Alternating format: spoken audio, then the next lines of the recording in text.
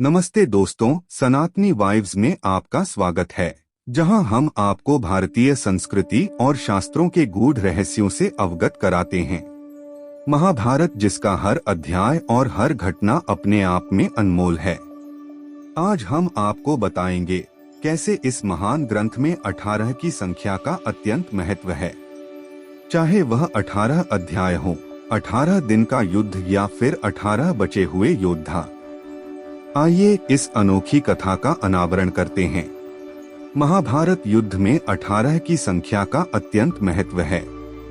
ऐसा इसलिए क्योंकि महाभारत ग्रंथ में कुल 18 अध्याय हैं।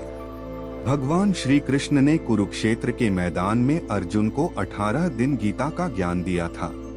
महाभारत का युद्ध भी 18 दिन तक चला था। यहाँ तक कि इस युद्ध के अंत में कुल 18 लोग ही बचे थे। दरअसल महर्षि वेद व्यास ने गणेश जी की मदद से इस ग्रंथ का निर्माण 18 दिनों में ही किया था। ऐसा माना जाता है कि जब इस ग्रंथ का निर्माण हुआ था तब तक महाभारत युद्ध नहीं हुआ था, बल्कि महर्षि ने अपनी दिव्य दृष्टि से इस युद्ध को पहले ही देखकर रचा था और श्री गणेश ने इसे लिखा।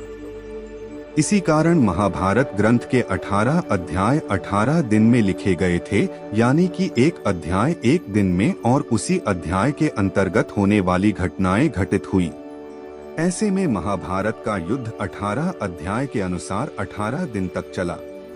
सरल शब्दों में कहें तो ग्रंथ के जिस अध्याय में जो घटनाएं हुई, यह असल में जब युद्ध हुआ था तब भी सब वैसे ही घटित हुआ था और युद्ध 18 दिन तक चला।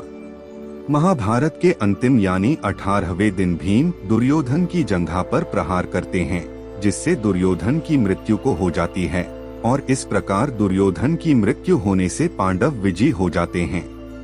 महाभारत युद्ध का मुख्य कारण दुर्योधन का अहंकार था।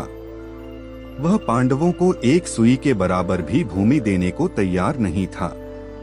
द्रौपदी का दुर्योधन को अंधे का पुत्र कहकर पुकारना भी महाभारत का एक कारण माना जाता है।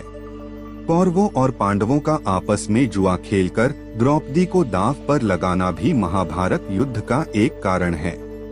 इस युद्ध के होने में और भी कई कारण मौजूद हैं, जिनमें से द्रौपदी चीरहरण भी एक मुख्य कारण है। कौरवों की महत्वाकांक्षाएं चरम पर पहुंच गई थीं।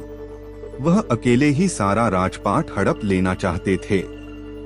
राजा धृतराष्ट्र पुत्र मोह में इस कदर डूब गए थे कि उन्हें सहीगलत भी नजर नहीं आ रहा था। तो ये थी महाभारत युद्ध में 18 की संख्या का महत्व और इसके पीछे की गहरी मान्यताएं। उम्मीद है इस कथा ने आपको महाभारत के नए पहलुओं से अवगत कराया होगा। अगर आपको यह वीडियो पसंद आया हो तो इसे लाइक और शेयर करें और सनातनी वाइब्स को सब्सक्राइब करना न भूलें। हम फिर मिलेंगे एक नई कथा के साथ। जय श्री कृष्ण।